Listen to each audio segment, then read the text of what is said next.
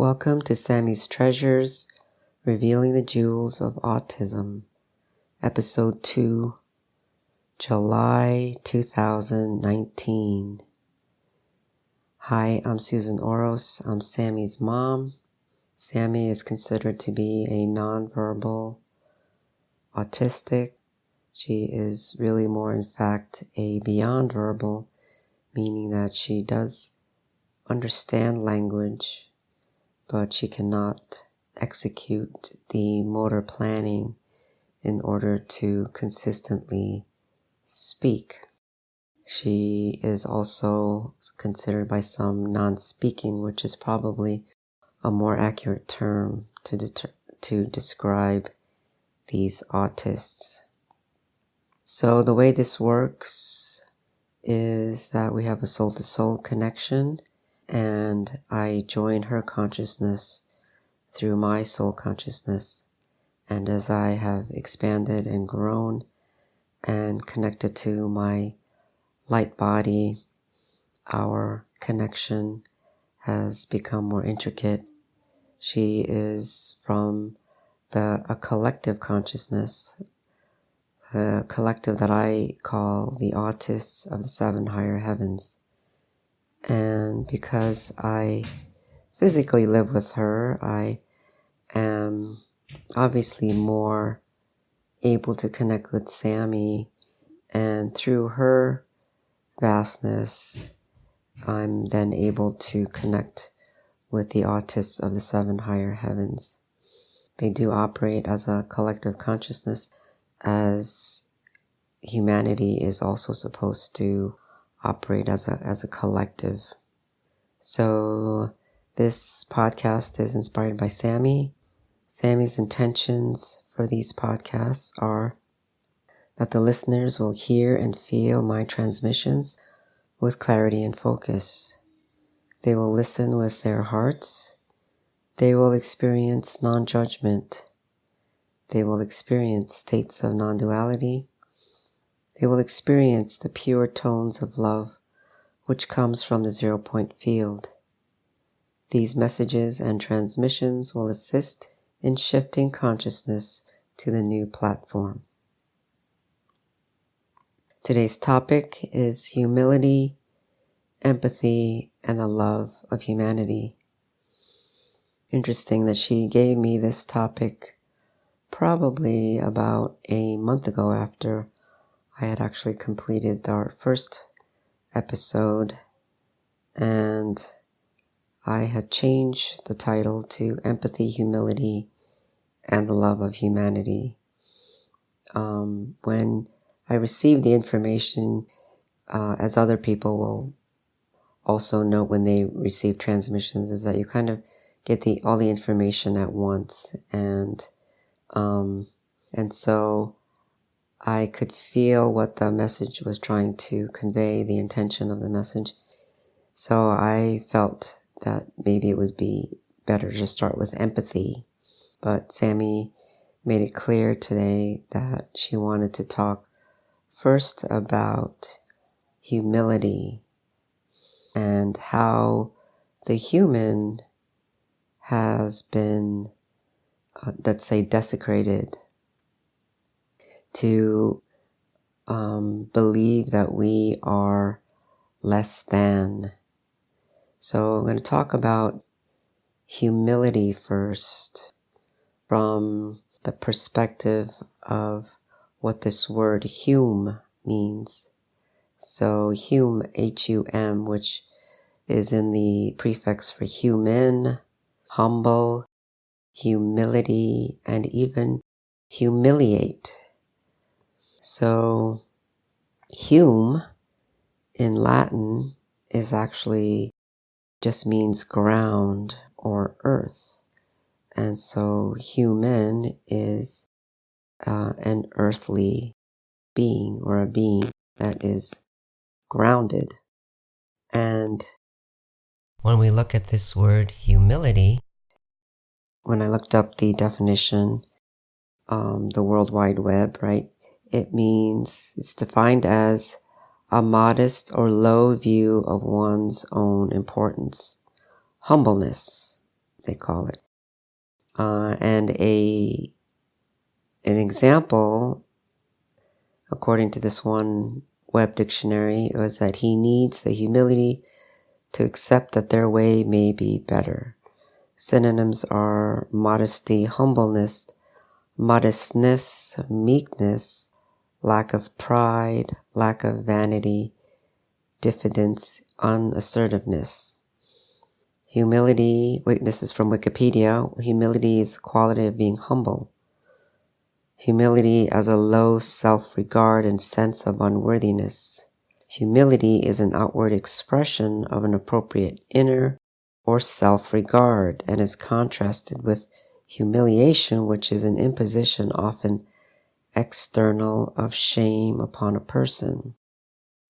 So all these descriptions about humility, humbleness is actually close to humiliate. So humble, according to definitions from the web, is having or showing a modest or low estimates of one's own importance. So meek, deferential, even respectful is considered to be synonymous with humble. Submissive, self-effacing, unassertive. Or another way of looking at humbleness is low social, administrative, or political rank. She came from a humble, unprivileged background. So low-ranking, lowly, lower class, plebeian, working class, undistinguished. The verb version of humble means lower in dignity or importance. The example is, I knew he had humbled himself to ask for my help. So all these related definitions of human, humble, humiliate, humility, all is centered around this perspective that the human is a lowly being. When the Latin for hume just means of the ground, of the earth. So this being that was placed on the earth. And, there are many stories about how humans had fallen from grace. And so this was why we've been placed in this third dimensional earth with the extreme suffering that goes on, so that we could lift ourselves back out from this earth, from this ground, which is more like a punishment from what we have been taught and what we have actually inherited in even our physical bodies. And so Sammie and the kids, or as I want to call them, the autists, or I call them the kids because Sammie is my child, and I don't regard her as just a kid, obviously, but it's sort of a loving way of also what I and other parents call them the kids. They're like our kids. We mean that in a very loving way, not in these terms of to humiliate them. So anyway, the message that they want to bring forward is about this human which has been humbled, and humbled in that negative connotation of having fallen from grace, and now we are attempting to work our way out of this fall from grace.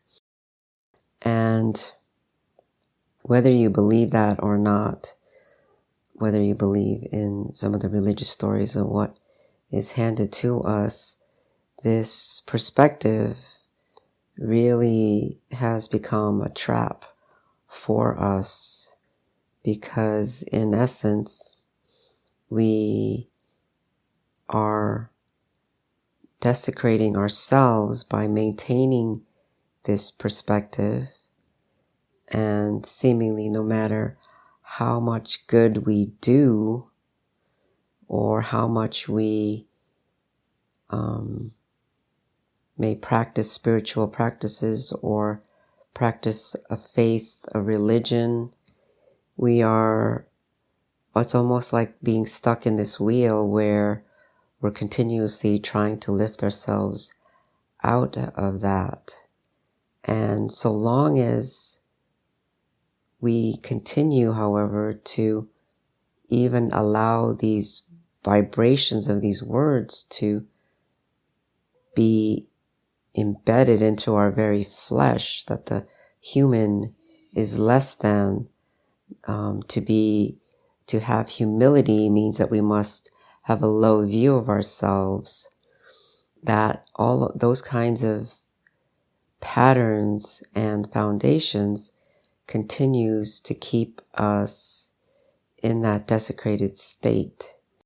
And desecrated meaning that we have taken away the sacredness, we have lowered ourselves, we have, the sacred nature of our creation has been removed, and we continue with that cycle no matter what we do, no matter how much good we do, because we're still here, we're on the earth, and the only way to get out of it is to live the best life you can and then die, and hopefully you will be able to move on into the loving arms of God and the heavens, and not have to repeat this cycle again.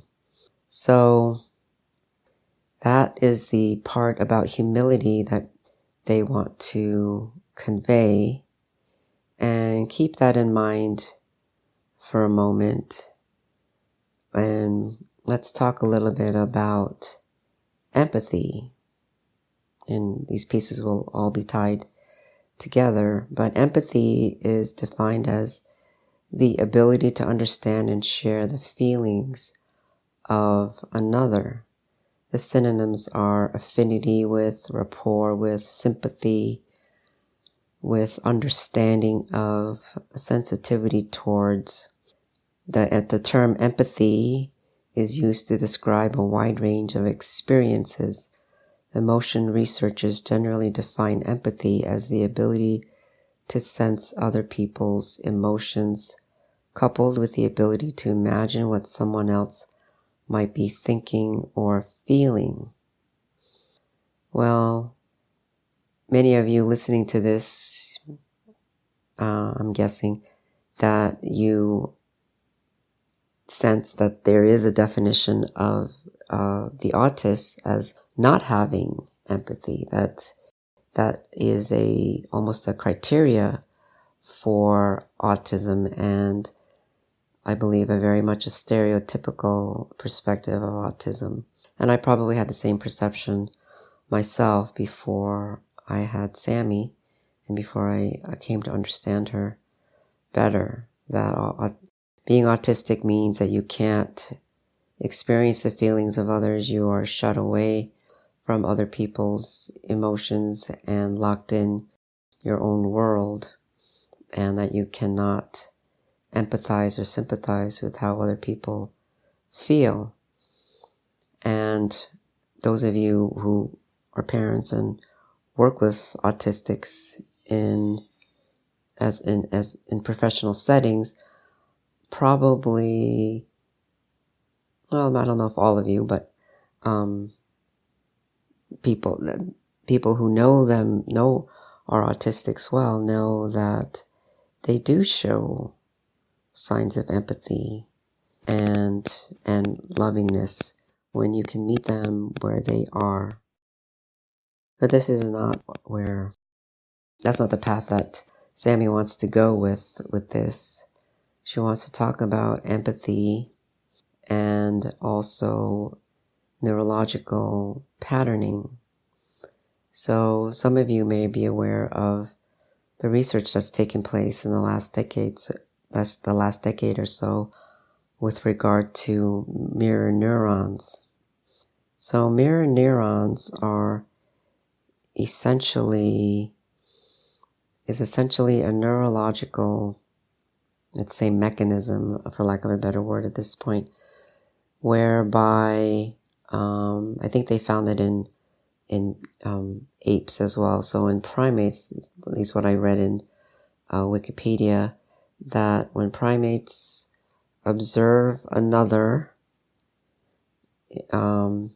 performing an action, that the same neurological firing happens in the person or the animal that is not performing the action.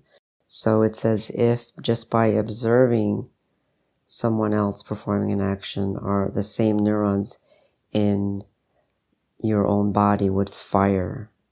So if you saw someone, let's say, eating an apple or hammering a nail into a board, that the same neurons would fire in you just by observing someone performing those actions. And so they did some research with autistic individuals, and I think they were high functioning autistics, because they had to be able to cooperate with the neuroscientific study, like placing, I can't remember if it was through EEGs or functional MRIs, but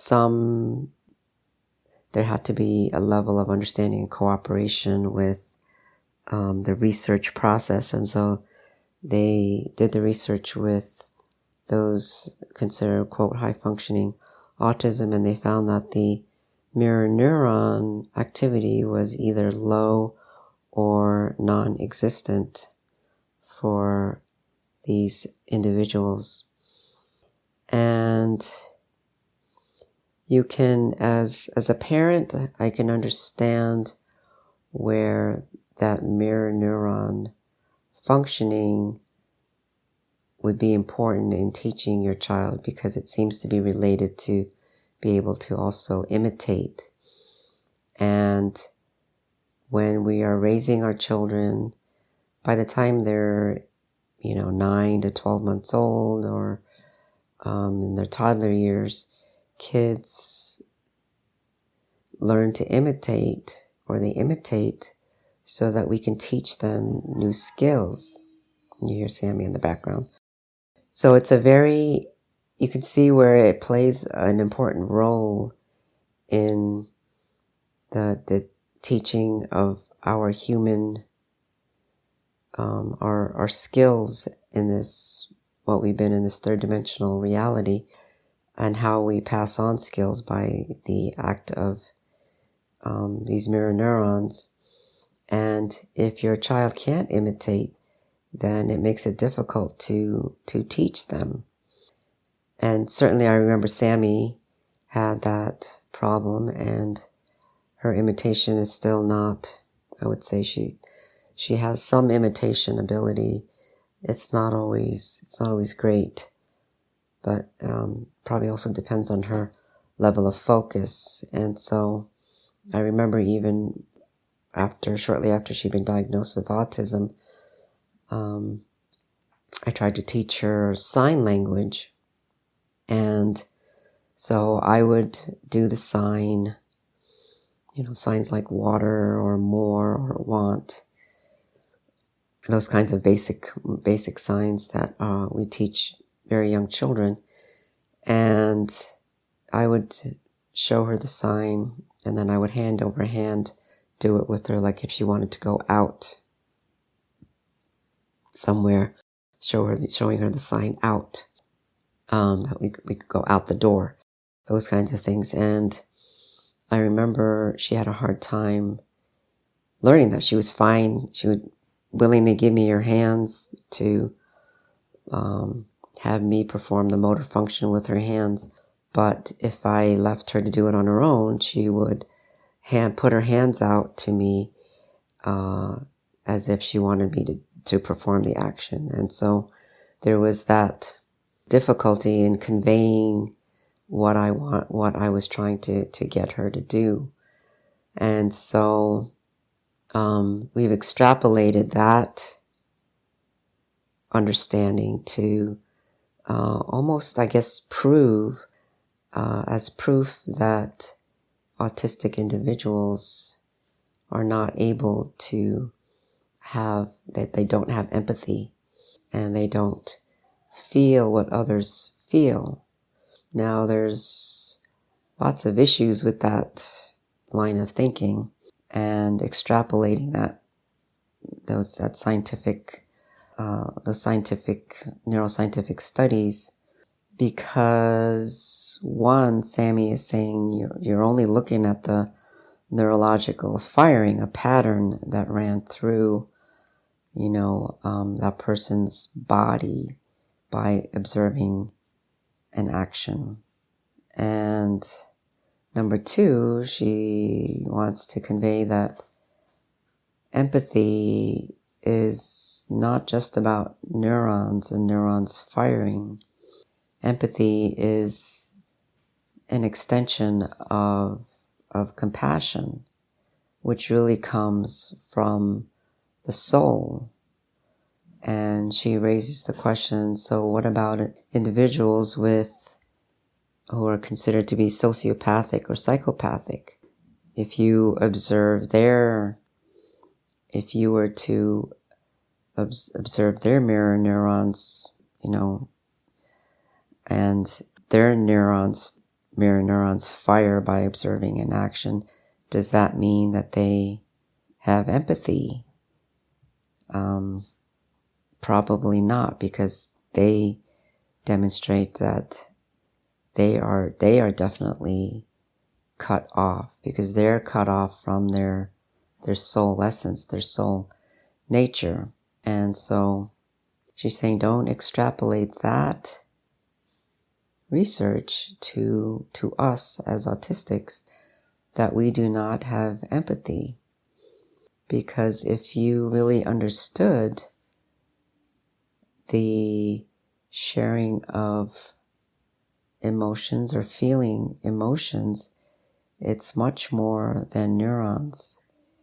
It goes beyond neurons. It goes to the very cellular energetic emanations that comes from a person. We can perceive people's emotional states and the discord of what their mouth is saying and what they're actually feeling in their gut. And we can sense this from the aura, we can sense this from their soul essence, we can sense this from the other dimensional aspects of who they are and what they're emanating. And so the neurons firing is merely one facet of who you are. And so to try and use that mirror neuron research as proof, again, of what, let's say, an empathic, as evidence of one aspect of empathy, let's say, because I think a lot of people, even who do that kind of mirror neuron research, would say that no, because sociopaths can have mirror neuron functioning, and we would say that they're not really have empathy. And so, but to reduce humans to just that, as merely a neurological, functioning, walking, mechanical being, it goes with that whole idea of the human having been desecrated, the human having been humiliated on this earth, and that on a global scale, I'm not saying individually, but on a global scale, that there have been groups that perpetuate this humiliation of the human, because we do it to each other as divisions of races, of the haves and have-nots, different ethnic groups. If we didn't have that spark of, let's say, that belief system of the human being of low rank, of being unimportant, then we could not perpetuate all these other misaligned systems that we have created unconsciously. And so in order to unravel this place or status that we find ourselves in, we have to look to that very, very subtle, unconscious seed that has been planted within our own very flesh, that the human is a lowly being, that to be on the earth is a punishment, that this is not heaven, that we have to reconcile at that very, very deep, subtle level that the human has been, essentially the belief system anyway, has been humiliated as a being, as a race, as a collective humanity, not just individual races, but the human race. We have all been desecrated by allowing this very small seed, or what seems like a very small seed, to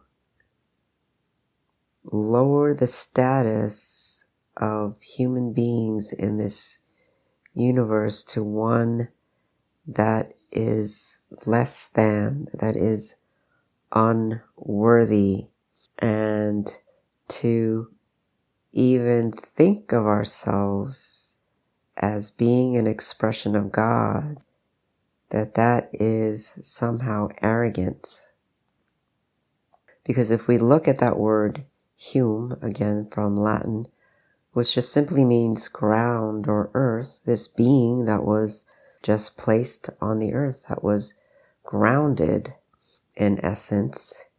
Now, where is the shame in that?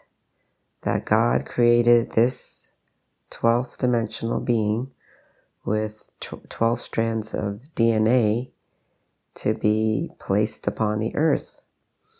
Now, if you watched our free webinar on the solstice, June 21st, then, we went through a description of our universe, that we have been in a 15-dimensional universe, and that the full avatar human actually has 15 chakras, because the 12th dimensional human with 12 strands of DNA is a God being. It's a God avatar being. And again, that is not to sound arrogant. It just means that this is how the Creator created the human template and placed this human on the earth for a very specific healing ascension process to integrate all 12 dimensions, and that the 13th, 14th, and 15th chakras and dimensions are what support the human. The 13th as the mother, accessing the mother from the omniversal realms, and then the 15th chakra or dimension accessing the father from the omniversal realms, and the 14th chakra, which is sort of the divine balance of the two, and then we're the expression of that multidimensional being, because we could not exist without the very specific light codes that are in each dimension. And so I won't go into who or why the human has been desecrated and basically humiliated to keep walking this third dimensional earth and keep cycling in the same state of war, of extreme polarity, of economic systems that are based on the haves and the have-nots, those who deserve, those who don't deserve. And those are people who, we spread entitlement because one segment of the population is hoarding, the wealth of the earth, basically. And so we keep spinning our wheels in this cycle, or we have been, and then pitting one country against the other, one race against the other, one ethnic group against the other for resources and for domination. And if you watched our webinar, then we talked also about the bi-wave, that we've been subjected to this bi-wave, extreme polarized system, which is what 3D reality is. And that the 3D human operates from an ego matrix of the first, second, and third dimensions, which is very physical, which runs on animalistic kinds of instincts, and that we have been doing this because of outside influences. And again, not to blame any other group on the outside, but that we as a humanity, in order to rise up out of this, we must look at what this means to be human, what humility actually means. So, one other point that Sammie wants me to make about empathy related to humility and the original human divine template is that they have a soul agreement coming from the omniversal realms, or what I described as the 7 higher heavens in our webinar, solstice webinar, and that their agreement was not to take on the patterning, certain patternings of what humanity has been living in, so that they could remain connected to their soul essence.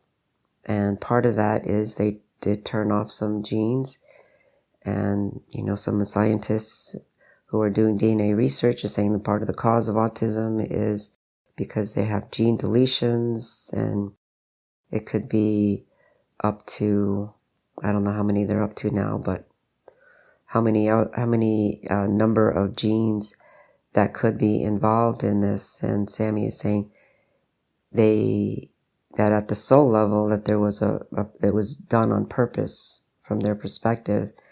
And one of the things that happened then is that they didn't take on this mirror neuron patterning, because think about it, it has an energetic pattern to it, an energetic pathway that becomes very specifically wired,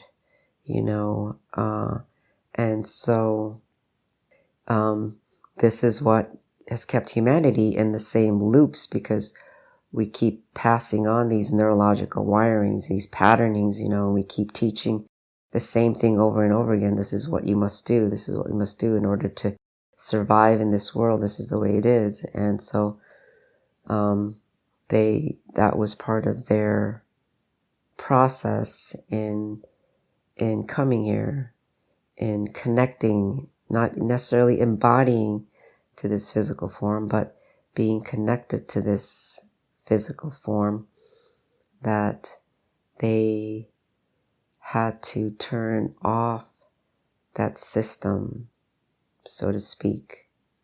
And so they can get a different perspective and show us a different perspective.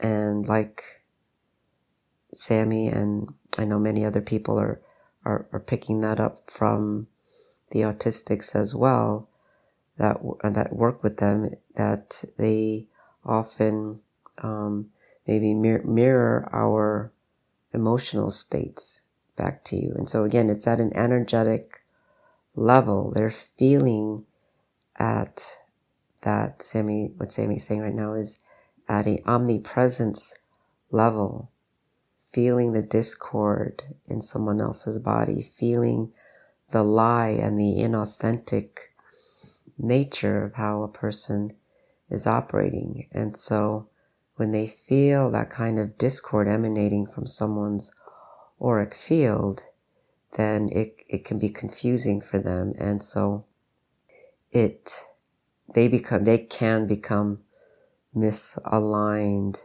to that moment, and you may see them acting out or doing other unexplainable kinds of things. And obviously that's not the only reason for what we observe to be behavioral outbursts. And again, not to confuse empathy with compassion, because she's saying if people could just breathe and relax when an autistic person appears to be sort of out of sorts or dysregulated, and they could breathe into their own body and feel, she's saying, at times you may actually feel us emanating compassion to you. But if you're only looking at the behavior or lack of demonstration or proof that we feel what you feel, that we empathize or have compassion, really is the better word. She's saying compassion for you by taking your hand or looking in your eyes or, giving you a hug. If you're only looking for those behaviors, you'll miss so much more that is actually happening at deep energetic levels.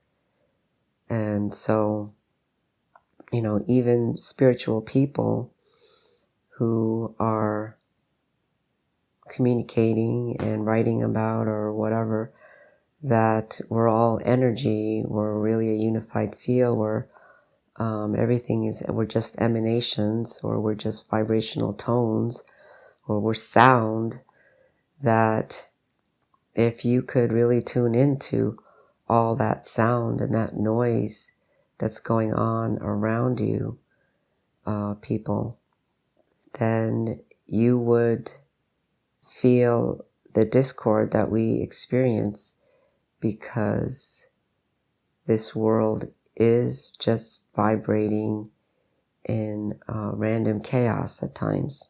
Well, most of the time. She's saying most of the time we are. And it's by going back to nature or quiet places like in nature where things are actually more in harmony. But anyway, she wanted me to talk a little bit more about that. And again, as a sign of how much we've lost touch with our humanity and our true humble nature, which is to be a soul being that was placed on the earth. I mean, that's really in the most neutral sense. That's all it means, not to lower yourself. It doesn't mean that we are worthless, that God threw us out and threw us onto the earth, which is a hell in some ways, and we know it's not. Earth is very beautiful. There's, many, many miraculous things that go on around us every day. The sunshine is beautiful. Our skies are beautiful. The mountains. There's so much beauty on this earth. And for the human to really embrace this beauty on the earth, we must also embrace the beauty that is our physical form, that is our physical bodies, that is the expression from the God Creator to be the avatar. So to be the avatar, we think about that's like being God, right? Incarnating as a God. Well, again, if we're humiliated as a humanity and we are these lowly beings, then we've been taught that we can't possibly think of ourselves as an avatar because that means you're God. You're saying you're God. How could you be God? That's so arrogant. You must be humble. Lower yourself again. Take off your delusions, because if you are God, then why can't you? Then why are you here? Why are you in this state of suffering? Why can't you manifest, $1 billion in the blink of an eye, or with the twitch of your nose, or your magic wand? How can you be God? You can't set that bush on fire with your mind. You can't make the wind blow in a different direction. You can't, move that mountain over there. So that circular logic again, or that paradox that we've been locked into, then keeps us from really embracing the avatar nature that we really, really are. And if we look at the human, again, in that neutral sense of God placed this creation upon the earth, this godly creation, and if we desecrate ourselves, or we even humiliate ourselves by the self-talk and this language of self-hatred that we've been taught to direct at ourselves, or the lack of self-esteem, then that is actually more blasphemous to do that to oneself. No, we are lowering ourselves to be less than, and that means that it's almost impossible to be able to get ourselves out of it as a humanity, not to just live the best life you can and then you die and move on and leave everybody else to get themselves out of this situation, so to speak. It's to get humanity out of this quagmire, this paradoxical insanity, right?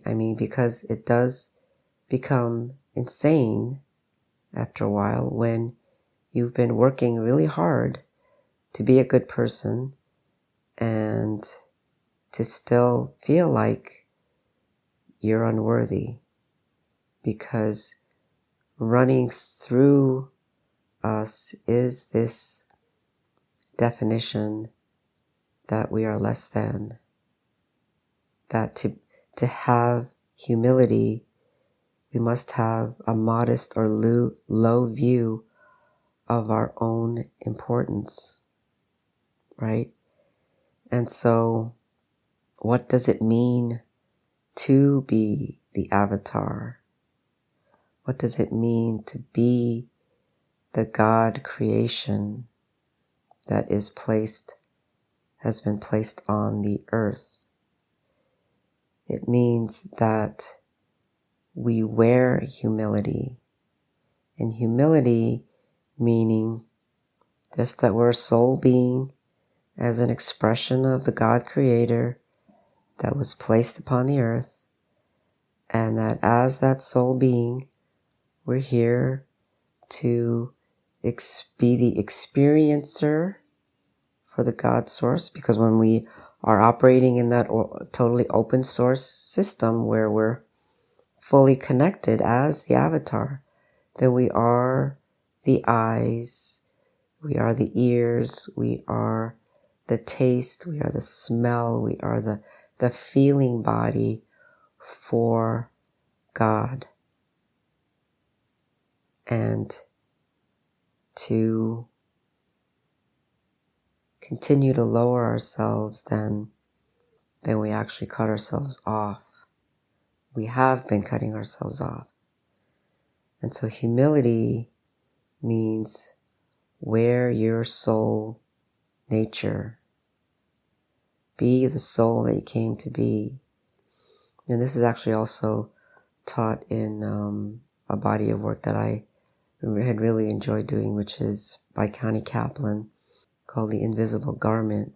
And she talks about humility as one of the 12 principles that, and there are other definitions, there are other principles, there's 30 principles that she talks about, that, but that we embody 12 of them when we come in. And that humility is one of the primary principles, and that humility means, very similar to what I just explained, that you described, is that you come to be the human meaning of the earth, hume of the earth. And so we are just here to deliver our gift, our soul gift, in service to one another, because we are in service to the all. We are in service to humanity as one human soul that was created from in the higher heavens, here for an expression, here to evolve as a being that integrates all 12 dimensions, and then we become something more than could ever have been imagined, than that could ever be imagined from the original blueprint, the original design of what the intention was even. And that when we do this in alignment with our soul nature, with the avatar God matrix, which is coming through now very powerfully through that 10th, 11th, and 12th dimensions, that's where we access the avatar blueprint is the 10th, 11th, and 12th dimensions. That when we do that, then it becomes very different. That we do the extraordinary by just being the ordinary human. There's no sense of arrogance or superiority or inferiority, because each is expressing their soul nature, their divine soul nature. And we will then see ourselves evolving out of those extreme polarized belief systems of worthy or non-worthy, arrogant or not arrogant. Arrogant, or I guess the opposite, is what we have known is humble. That's the opposite. That was the opposite of being humble. Arrogant versus being humble. And there's no such distinction in that when you are just a humble human being, because it becomes intrinsic to your soul nature. There's no sense of competition. The word competition doesn't even really exist in those greater realms. And we acknowledge then that the human form is truly the avatar. We are significant in an insignificant way. Humility is God walks upon the earth. God is humility. Feel how that feels to you. God is humility. God is humble. God is precious. And looking at Sammie at times, and how she plays, how she walks around with her two little stuffed toys, and I feel the power of her beingness and these really powerful images that come through her and the flood of information. And I see her and the paradox of this sweet face and these two stuffed toys that she, has to carry in her hands.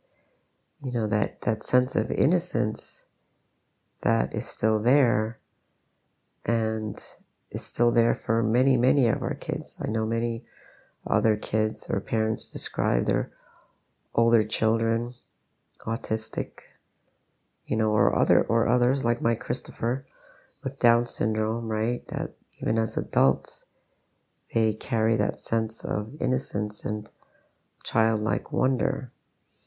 And I look at her and I think, at times I feel that God is precious. God is cute, even. God is innocence. Feel how that feels for you as you walk through your days, the next few days. Say that out loud. God is humble. God is humility. These kids, these autists, they're bringing through all these layers of soul beingness to us. So as it goes, it's soul over soul and the God matrix, the avatar guide matrix. In human flesh, we are the avatar. We are the gods. We are avatars, each expressing our unique humility. Wear your humility with dignity. You don't have to take back power. You don't have to take anything. Just be it. Allow that subconscious seed that's been planted in our very physical flesh, that to be human, we must be less than. That to be human, we must be a lowly being. This is not true. We are extremely grand and exquisite beings of the multiverse in this universe, in this entire harmonic universe, the 15 dimensions of this harmonic universe. It's time to acknowledge that, be that, wear it. The last point that Sammie and the kids want me to make is that she says, we are here for the love of humanity. They are humility. They are humble. Look how they are connected to their bodies. Look at how they endure in spite of everything that our society has thrown at them. Look at the pain they go through, whether it be through outbursts and needing psychiatric hospitalizations because they feel the discord of the physical human body that has become distorted from reversal codes. They are here for the love of humility, the love of humanity, and the love of humility. Thank you very much for joining us. Join us again next month for episode 3, when I will be talking about compassion. I don't have the full message yet, but this one is coming through from another one of our autists from the 7 higher heavens. But he really is wanting to talk about compassion next time. So join us again, and thank you very much.